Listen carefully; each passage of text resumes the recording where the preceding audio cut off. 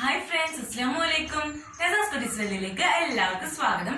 ജമാഅത്തെ ഇസ്ലാമി ഹിന്ദ് നടത്തുന്ന കരുത്തുറ്റ കുടുംബം കരുത്തുറ്റ സമൂഹം എന്ന വിഷയത്തെ കുറിച്ച് സഫിയ മിസ് നമ്മോട് സംസാരിക്കുന്നു. ഇത് കുറച്ചു പേർ മാത്രം കേൾക്കേണ്ടതല്ല എന്നതുകൊണ്ടാണ് ഞാൻ നിങ്ങളുമായി ഷെയർ ചെയ്യാൻ കരുതിയത്. ഇന്ന് നമുക്ക് നേരെ വീഡിയോയിലോട്ട് പോവാം. വീഡിയോയിലോട്ട് കടക്കുന്നതിന് മുമ്പ് ഈ ചാനൽ സബ്സ്ക്രൈബ് ചെയ്യാതെ കാണുന്നവരുണ്ടെങ്കിൽ പ്ലീസ് ഒന്ന് സബ്സ്ക്രൈബ് ചെയ്തിരിക്കണേ. കൂടിയുള്ള കുഞ്ഞു ബെല്ലൈക്കണോടെ ക്ലിക്ക് ചെയ്യുകയാണെങ്കിൽ ഞങ്ങൾ അപ്ലോഡ് ചെയ്യുന്ന എല്ലാ വീഡിയോസും നിങ്ങൾക്ക് നോട്ടിഫിക്കേഷനായി കിട്ടുന്നതാണ്. എന്ന് നമുക്ക് നേരെ വീഡിയോയിലോട്ട് പോവാം. ആദരണീയരായ സത്യവിശ്വാസികളെ, സഹോദരിമാരെ, അസ്സലാമു അലൈക്കും വറഹ്മത്തുള്ളാഹി.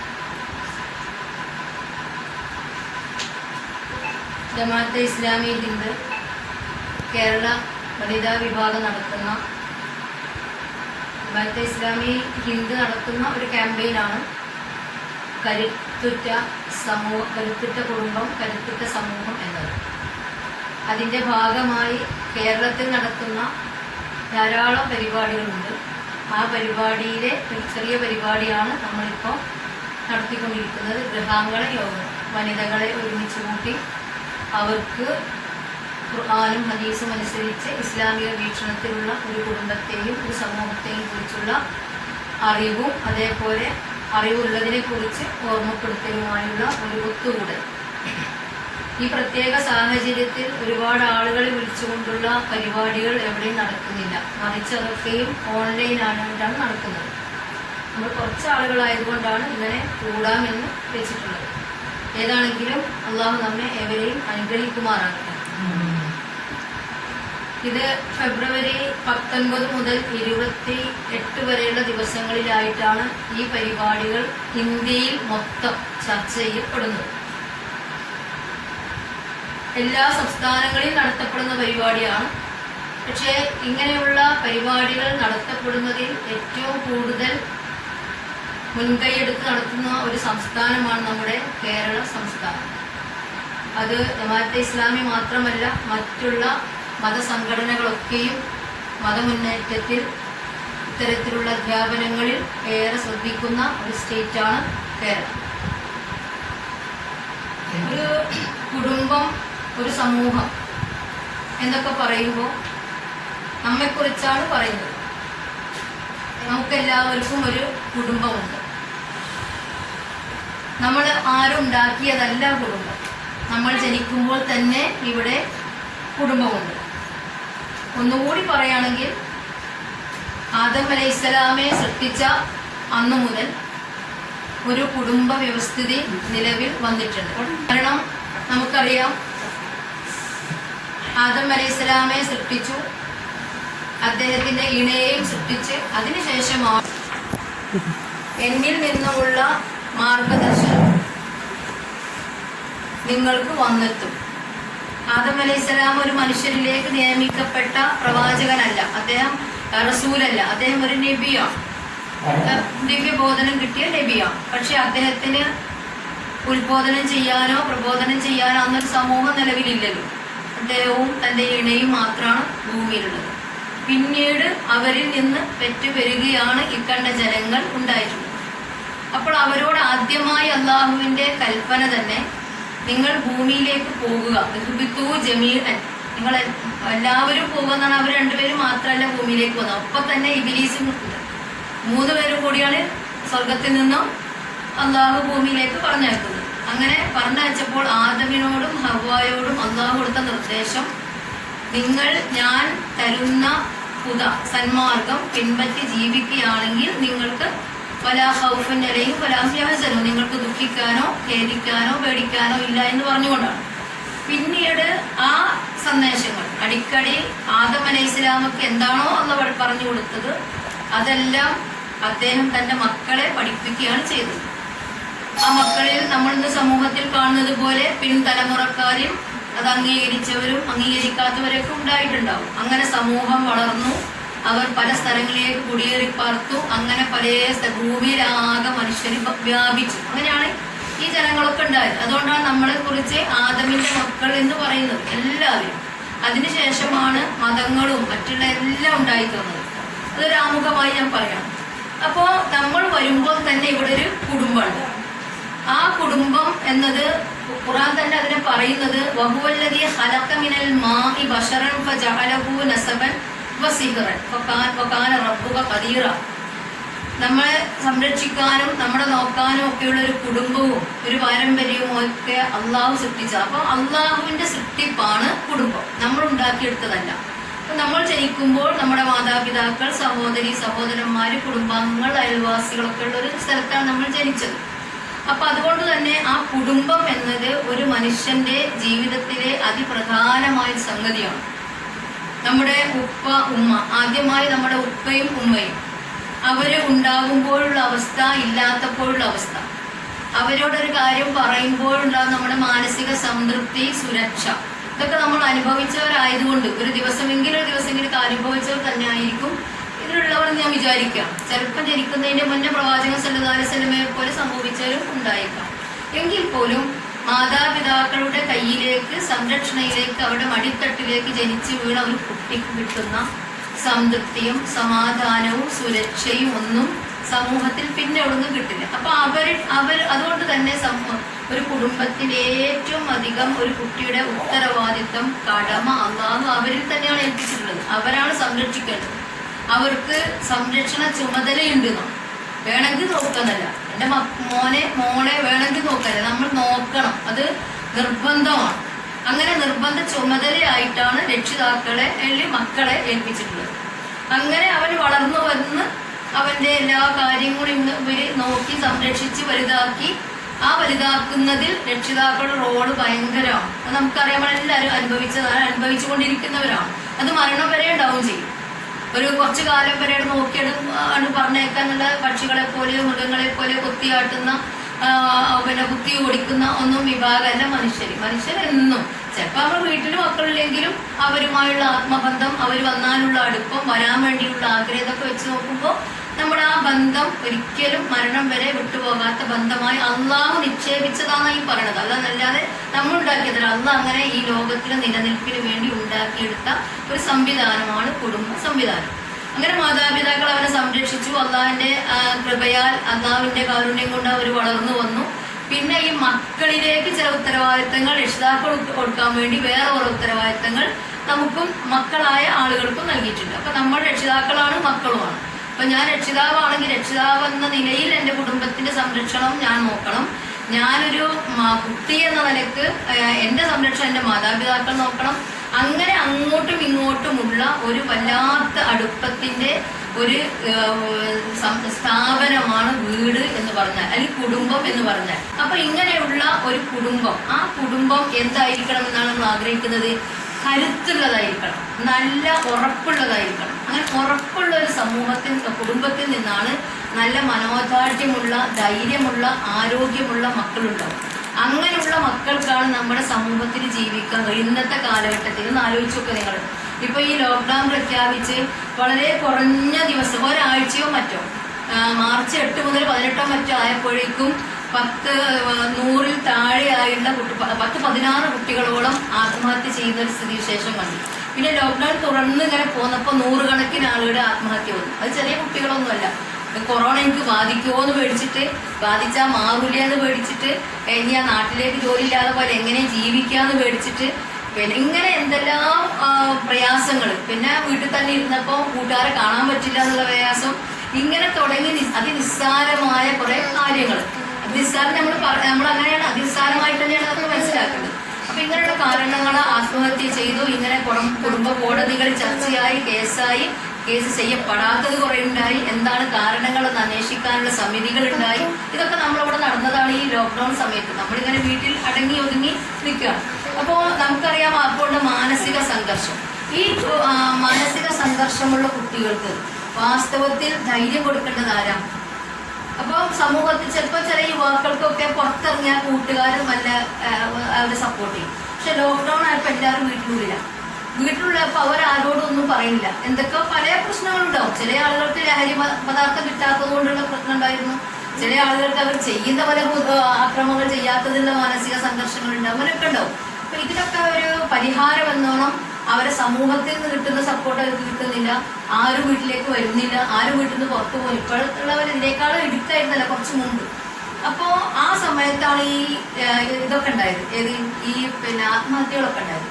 അപ്പൊ അതിൽ നിന്ന് നമ്മൾ മനസ്സിലാകുന്നത് എന്താണെന്ന് വെച്ചാല് അവർക്ക് ആ സമയത്ത് ധൈര്യം കൊടുക്കാനുള്ള കൂട്ടുകാരോ അല്ലെങ്കിൽ അതിനപ്പുറം രക്ഷിതാക്കളോ ഉണ്ടായിരുന്നില്ല. വീട്ടിൽ രക്ഷിതാക്കളുണ്ട്, പക്ഷേ ഈ കുട്ടികൾക്ക് എന്താണ് പ്രശ്നം?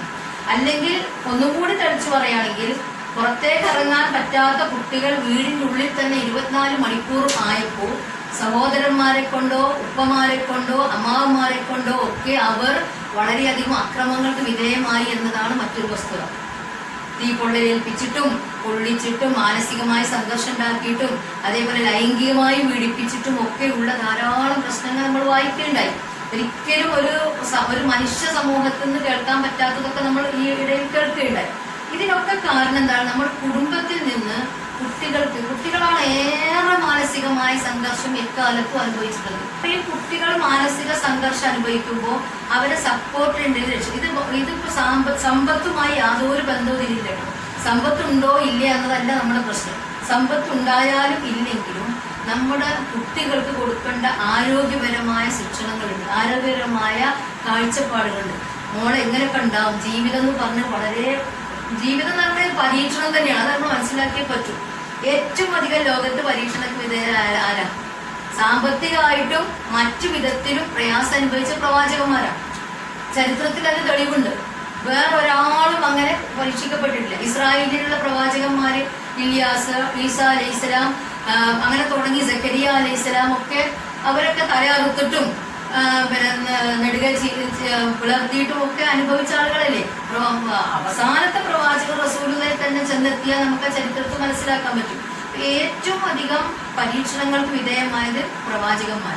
ഇനിയിപ്പോ റസൂലുള്ളാഹി ജനനത്തിൽ നിന്ന് ആലോചിച്ച് ഒരു കുട്ടിയെ നേരത്തെ പറഞ്ഞതുപോലെ മാതാപിതാക്കൾ ഈ റസൂല് വലിയൊരു മാതൃകയാണല്ലോ. ഖുർആൻ തന്നെ താങ്കൾ യതീമായിരുന്നപ്പോൾ ഞാൻ സംരക്ഷിച്ചു എന്ന് പറഞ്ഞതുപോലെ റസൂലുള്ള ഉപ്പാനെ കണ്ടിട്ടില്ല. അപ്പോ ഒരു കുട്ടി, ഉപ്പല്ലാത്തൊരു കുട്ടി, ഒരു കുഞ്ഞു കുട്ടി, ആ കുട്ടി കുറച്ച് വലുതായപ്പോ ഞാൻ ഉപ്പാനെ കണ്ടില്ല എന്ന് പറയുകയാണെങ്കിൽ നമുക്കൊരു ശരിക്കും സമാധാനിപ്പിക്കാൻ പറ്റിയൊരു ചരിത്രമാണ് എന്ത്? റസൂല്. നമ്മൾ പറഞ്ഞു കൊടുക്കണം മോനെ, റസൂല് വരെ എന്താണ് ഉപ്പാനെ കാണാതെയാണ് വളർന്നത്. എന്നിട്ടോ തന്നെ മൂത്താപ്പ നോക്കി, വല്യപ്പ ഉണ്ടായിരുന്നു, ഉമ്മ ഉണ്ടായിരുന്നു, ചുറ്റുപാട് ആളുകളുണ്ട്, ഒരുപാട് കുടുംബം ഉണ്ടായിരുന്നില്ലേ. പക്ഷെ റസൂലിനെ കുറച്ച് നടന്ന് കുറച്ച് നല്ല ഓടിച്ചാടി നടക്കാനും പറയാം. 6 വയസ്സാകുമ്പോൾ ഉമ്മ മരിച്ചില്ലേ, പിന്നെ മൂത്താപ്പ മരിച്ചില്ലേ, പിന്നെ വല്യപ്പ മരിച്ചില്ലേ. ഇങ്ങനെ പറയുമ്പോൾ ഒരാളും ഇല്ലാതെ പരിപൂർണ്ണ യതീമായിട്ടുള്ള റസൂൽ വളർന്നത്. പിന്നെ സമൂഹത്തിൽ നിന്നുണ്ടായ അക്രമം, സമൂഹത്തിലുണ്ടായ മർദ്ദനങ്ങള്, ഉമ്മാടെ വീട്ടുകാരുടെ അടുത്തേക്ക് സഹായം തേടി പോയപ്പോൾ അവരെറിഞ്ഞോടിച്ചു, തായിഫിലേക്ക് പോയപ്പോൾ അവർ എറിഞ്ഞോടിച്ചു. അങ്ങനെ ഖുറൈശി ഗോത്രം തന്നെ ശത്രുവായി. ഇങ്ങനെ ഒരു നിലക്കും സപ്പോർട്ടില്ലാത്ത കാലം റസൂലിന് കഴിഞ്ഞു. അങ്ങനെ പറഞ്ഞു കൊടുക്കാനുള്ള ഉദാഹരണങ്ങളിലൂടെയാണ് പ്രവാചക ചരിത്രം നമ്മുടെ മുമ്പിൽ ഉള്ളത്. അപ്പൊ ഞാൻ പറഞ്ഞു വന്നത് നമ്മുടെ വീട്ടിൽ കുട്ടികൾ വളരുകയാണ്. അപ്പൊ അവര് ചെറിയ കുട്ടികളാകട്ടെ വലിയ കുട്ടികളാണ്, ഈ ദുനിയാവിൽ ജീവിക്കണമെങ്കിൽ നല്ല പവർ വേണം, നല്ല ആരോഗ്യം വേണം, നല്ല മനസ്സിന്റെ ആരോഗ്യം വേണം. ശരീരത്തിന്റെ ആരോഗ്യത്തിന് വേണ്ടത് നമ്മൾ കൊടുക്കുമെന്നുള്ള ഉറപ്പ് ഒരാളും പറഞ്ഞു കൊടുക്കണ്ട. ഞാൻ അവിടെ വന്നിട്ട് നിങ്ങളുടെ കുട്ടികൾക്ക് കൊടുക്കണം കേട്ടോ, ആപ്പിൾ കൊടുക്കണം, മുന്തിരി കൊടുക്കണം, അച്ഛ കൊടുക്കണം, ഞാൻ പറയേണ്ട ആവശ്യമില്ല. അത് നമ്മുടെ കഴിവനുസരിച്ച് നമ്മൾ മക്കൾക്ക് കൊടുക്കും, കഴിവിനേക്കാൾ കൂടുതൽ കൊടുക്കും. അതുകൊണ്ട് അവരുടെ ശരീരം തന്നെ വളരും. പക്ഷെ മനസ്സ് വളരാൻ എന്ത് ചെയ്യണം? ഓരോ സമയത്തും മക്കൾക്ക് വേണ്ട നിർദ്ദേശങ്ങൾ നമ്മൾ കൊടുക്കണം. ഒരു പെൺകുട്ടി ഒരു ചെറുപ്പത്തിൽ പ്രായപൂർത്തിയായി അതിലേക്ക് എത്തുമ്പോൾ ആ കുട്ടിയുടെ മെച്യൂരിറ്റി ആവുമ്പോൾ ആ കുട്ടിക്ക് പറഞ്ഞു കൊടുക്കേണ്ട ചില സംഗതികളുണ്ട്. ആ കുട്ടിയെ മാത്രമല്ല, ആ കുട്ടിയുടെ ഉപ്പാനോടും ആ കുട്ടിയുടെ സഹോദരനോടും പറയണം. നല്ല മെച്ചോർഡായ ഒരു ആൺകുട്ടിയുടെ ആൺകുട്ടിയോട് ആദ്യം പറയണം, എന്റെ പെങ്ങള് വലിയ കുട്ടിയായിരിക്കുകയാണ്, അവളുടെ സംരക്ഷണം നിനക്കാണ്, അവള് വീട്ടിലിരിക്കുമ്പോൾ നോക്കണം, അവള് പുറത്തു പോകുമ്പോൾ ശ്രദ്ധിക്കണം. ഇങ്ങനെ നമ്മള് എപ്പോഴും പെൺകുട്ടികളെപ്പം പറയും, മോളെ അതാക്കണം, ഇതാക്കണം, മറ്റാക്കണം, മറിച്ചാക്കണം പെൺകുട്ടികളോട് ഇങ്ങനെ കുറേ പറഞ്ഞു. പക്ഷെ ആൺകുട്ടികളോട് പറയാറില്ല. അത് നാണക്കേടിന്റെ ഒന്നും വിഷയമല്ല. അപ്പൊ കുട്ടികൾക്ക് വേണ്ട മാനസികമായ സപ്പോർട്ട്, പരസ്പരമുള്ള അവരുടെ ഹെൽപ്പിംഗ് മൈൻഡ്, ഇത് പരസ്പരം നമ്മൾ ഊട്ടി ഉറപ്പിക്കണമെങ്കിൽ നമ്മൾ കുടുംബത്തിൽ എന്തുണ്ടാകും? ഒരു കുടുംബത്തിലൊരു അന്തരീക്ഷം എന്തായിരിക്കണം? നന്നായിരിക്കണം, നല്ല ഹെൽത്തി ആയിരിക്കണം. ഇതിൽ പറയുന്നത് എന്താ വെച്ചാല്, ഈ റസൂൽ സല്ലല്ലാഹു അലൈഹി വസല്ലം പറഞ്ഞ ഒരു ചരിത്രത്തിൽ തന്നെ പറഞ്ഞത് എന്താ വെച്ചാൽ, നമ്മള് ഇപ്പം വിവാഹത്തോടു കൂടി കുടുംബം രൂപപ്പെടുന്നത് തന്നെ വിവാഹത്തോടു കൂടിയാണല്ലോ. അപ്പൊ ആ വിവാഹം തൊട്ട് ശ്രദ്ധിക്കണം എന്നാ പറഞ്ഞത്. വിവാഹം തൊട്ട് ശ്രദ്ധിച്ച് പോരേണ്ട സംഗതിയാണ്. എങ്കിലും വിവാഹത്തിൽ നമ്മൾ ശ്രദ്ധിച്ചാലും ചിലപ്പോൾ അപാകതകളും പ്രയാസങ്ങളും ഈ ദമ്പതിമാർക്കിടയിൽ ഉണ്ടാവുക സ്വാഭാവികമാണ്. രണ്ട് കുടുംബവും രണ്ട് രാജ്യത്തു നിന്ന ആളുകൾ തമ്മിൽ ചിലപ്പോൾ ഉണ്ടായിരുന്നു വരും. പരമാവധി നമ്മൾ ശ്രദ്ധിച്ച് അതിലെന്തെങ്കിലും പ്രശ്നങ്ങൾ ഉണ്ടായാൽ പോലും അവരുടെ പ്രശ്നങ്ങൾ, കുട്ടികളുണ്ടായി കഴിഞ്ഞാൽ അവരുടെ പ്രശ്നങ്ങൾ ബെഡ്റൂമിൽ തീർത്തുകൊള്ളണമെന്നാണ്. കുട്ടികളെ മുമ്പേ അവർ തല്ലുകൂടുകയോ ഒച്ച വെക്കുകയോ പരസ്പരം ബഹുമാനിക്കാതിരിക്കുകയോ ആദരിക്കാതിരിക്കുകയോ കുറ്റം പറയുകയോ ചെയ്യരുതെന്ന ഇസ്ലാമിക അധ്യാപനമാണ്. എത്ര ആൾക്കാർക്ക് അറിയാം നമുക്ക്. നമ്മളെന്താ പറയാ, ഒരു ഉമ്മയും തമ്മിൽ ഇത്രയും പ്രശ്നം ഉണ്ടെങ്കിൽ തന്നെ നമ്മുടെ സ്കൂളിലൊക്കെ ധാരാളം കുട്ടികൾ അങ്ങനെ ഉണ്ട്. മുസ്ലിം സമുദായം ഇസ്ലാമിലും ഖുർആനിലുമാണ് ഏറ്റവും നല്ലൊരു കുടുംബ സങ്കല്പമുള്ളത്. ഈ ലോകത്തിന് തന്നെ നല്ലൊരു മാന്യമായ കുടുംബമായി ജീവിക്കണം നിർദ്ദേശം ഖുർആനാണ് കൊടുത്തിട്ടുള്ളത്. പക്ഷെ അതിന്റെ ആളുകൾ എന്ന് പറയുന്ന ആളുകളിൽ തന്നെ ധാരാളം കുട്ടികൾ ഉമ്മയും സെപ്പറേറ്റ് ചെയ്ത് ജീവിക്കുന്നവരൊക്കെ ഉണ്ട്. അവരോട് അവർക്ക് ആകെ മാനസിക സംഘർഷം എന്താ? ഉപ്പ വരും, ഉപ്പ അങ്ങോട്ട് കൊണ്ടുപോകും, അത് ഉമ്മക്ക് പറ്റൂല. ഉമ്മ വന്ന് ഉമ്മ കൊണ്ടുപോകും, അത് ഉപ്പാക്ക് പറ്റൂല. അവർ തമ്മിൽ പ്രശ്നം. ഇത് കുട്ടികൾ ഇങ്ങനെ ഒരു ഷട്ടിൽ ബാറ്റ് പോലെ അങ്ങോട്ടും തട്ടി ഇങ്ങോട്ടും തട്ടി ഇങ്ങനെ തട്ടി നടക്കുക. അതിൻ്റെ ഇടയിൽ കുട്ടികൾക്ക് കിട്ടേണ്ട ഒരുപാട് സ്നേഹവും കെയറിങ്ങും ഇല്ലാതാവുക. അപ്പൊ നിങ്ങൾക്ക് പരസ്പരം യോജിക്കാതെ വരുമ്പോഴുള്ള വേറെ ഇതുണ്ട്. അത് മാറ്റി വെച്ചാൽ തന്നെ ചെറിയൊരു പ്രശ്നത്തിന് നിങ്ങൾ തമ്മിൽ സംസാരിക്കേണ്ടി വന്നാൽ തന്നെ കുട്ടികളൊക്കെ പറയാതിരിക്കുക എന്നാണ് അത് മാന്യമായൊരു രീതി. കാരണം കുട്ടികളുടെ മുമ്പിൽ ഒരു അഭിനയം പോലെയെങ്കിലും ജീവിക്കണം. കാരണം കുട്ടികൾക്ക് അങ്ങനെയുള്ള കുട്ടികളെ സംബന്ധിച്ച് പറഞ്ഞെന്താ എന്താണ് മനഃശാസ്ത്രജ്ഞന്മാരൊക്കെ പറയുന്നത്, അങ്ങനെ വളർന്ന കുട്ടികൾ അവരുടെ ഭാര്യമാരോട് അവർക്ക് കൊടുക്കേണ്ട കെയർ ഇല്ലാതായി പോകുന്നു. അല്ലെങ്കിൽ സുഹൃത്തുക്കളോട് സംസാരിക്കുമ്പോൾ കൂടെ ഈ കുട്ടിക്ക് എടുത്തുചാട്ടുണ്ടാവും. അല്ലെങ്കിൽ സമൂഹത്തിൽ ഇറങ്ങിയാൽ തന്നെ ദേഷ്യവും എടുത്തുചാട്ടം കുട്ടി. കാരണം ആ കുട്ടി അങ്ങനെ പഠിച്ചു അതിന് പറഞ്ഞിട്ട് കാര്യമില്ല. കുട്ടികൾ പറഞ്ഞിട്ട് ഒരു കാര്യമില്ലാതിരിക്കും. അപ്പോൾ അങ്ങനെ പഠിക്കാനുള്ള ഒരു സംവിധാനം നമ്മുടെ കുടുംബത്തിൽ നിന്ന് ഒരിക്കലും ഉണ്ടായിപ്പോയി. മറിച്ച് ഇസ്ലാം പറഞ്ഞൊരു വിഭാവനം ചെയ്ത ഇസ്ലാമിക കുടുംബത്തിൽ ഇതിപ്പോ പെണ്ണുങ്ങളോട് പറയേണ്ട വിഷയമല്ല കേട്ടോ. പെണ്ണുങ്ങളോട് മാത്രം പറയേണ്ട വിഷയമില്ല, പുരുഷന്മാരും കൂടി കേൾക്കേണ്ട വിഷയമാണ്. കാരണം കുടുംബത്തിൽ ആണും പെണ്ണുണ്ട്. പെണ്ണിന് വലിയ സ്ഥാനമാണ് ഇസ്ലാം കൊടുത്തത്. അത് നമ്മൾ പ്രത്യേകം ശ്രദ്ധിക്കണം. ഇസ്ലാമില് സ്ത്രീകൾക്ക് മഹനീയമായ സ്ഥാനം നൽകിയിട്ടുണ്ട്. സൂറത്ത് അന്നിസ സ്ത്രീകൾ എന്ന് പറയുന്ന ഒരു അധ്യായം തന്നെ ഉണ്ട്. സൂറത്ത് അഹ്സാബ് ഉണ്ട്, സൂറത്ത് മുജാദില ഉണ്ട്, സൂറത്ത് നൂറുണ്ട്. അതൊക്കെ വായിച്ചാൽ അതിന് സ്ത്രീകളെ അള്ളാഹുവിന്റെ റസൂലി എത്രമാത്രം ആദരിച്ചു ബഹുമാനിച്ചു എന്നുള്ളത് നമുക്ക് മനസ്സിലാക്കാൻ പറ്റും. എത്ര റസൂൽ സല്ലല്ലാഹു അലൈഹി വസല്ലമയുടെ മകൾ 2 മക്കളെ ആദ്യം തന്നെ ഫാത്തിമ റളിയല്ലാഹു അൻഹയെ അബൂബക്കർ സിദ്ദീഖ് റളിയല്ലാഹു അൻഹു വിവാഹം അന്വേഷിച്ചു. അതിനുശേഷം ഉമർ റളിയല്ലാഹു അൻഹു വിവാഹം അന്വേഷിച്ചു. ഇവർ രണ്ടാളോടും റസൂൽ പറഞ്ഞു അവൾ വഹിയ തിഫ്ല, അവൾ ചെറിയ കുട്ടിയാണ്, കെട്ടിക്കാറായില്ല എന്ന് പറഞ്ഞു. പിന്നെ അലി റളിയല്ലാഹു അൻഹു വിവാഹം അന്വേഷിച്ചപ്പോൾ റസൂൽ കെട്ടിച്ചു കൊടുത്തു. അപ്പൊ അത് കഴിഞ്ഞിട്ട് അബൂബക്കർ റളിയല്ലാഹു അൻഹു ഉമർ ഖത്താബ് എന്താ ഞങ്ങൾക്ക് തരാത്ത ആളെ അരി കൊടുത്തതെന്ന് ചോദിച്ചിട്ടില്ല. കാരണം അതൊരു പിതാവിന്റെ സ്വാതന്ത്ര്യമാണ്.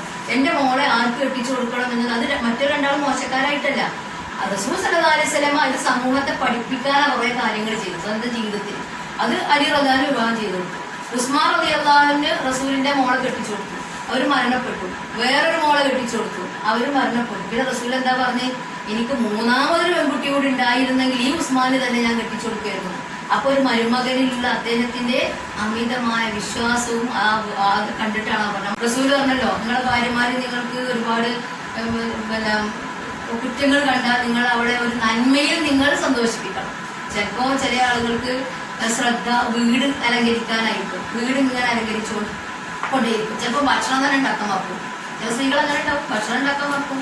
അപ്പോ ഭർത്താവിന് ദേഷ്യം വരും. പക്ഷെ റസൂൽ പറഞ്ഞ എന്താണ്, അവൾക്കുള്ള ഇൻട്രസ്റ്റ് ഉള്ള വിഷയമാണ് വീട് വൃത്തി. അപ്പൊ അവൾ വീടൊക്കെ ശരിയായിട്ടുണ്ട്, നന്നായി ഇങ്ങനെ തന്നെ വേണ്ടത്. പക്ഷെ ഭക്ഷണം കൂടെ ഉണ്ടാക്കായിരുന്നു കേട്ടോ എന്ത് പറയാന്നല്ലാതെ അത് ദുഷിച്ചു പറഞ്ഞാൽ അവിടെ ആ മൈനസാണ് അവരുടെ മനസ്സിന് പറ്റുക. അതുപോലെ തിരിച്ചും ഭർത്താവിന് അങ്ങനെ തന്നെ.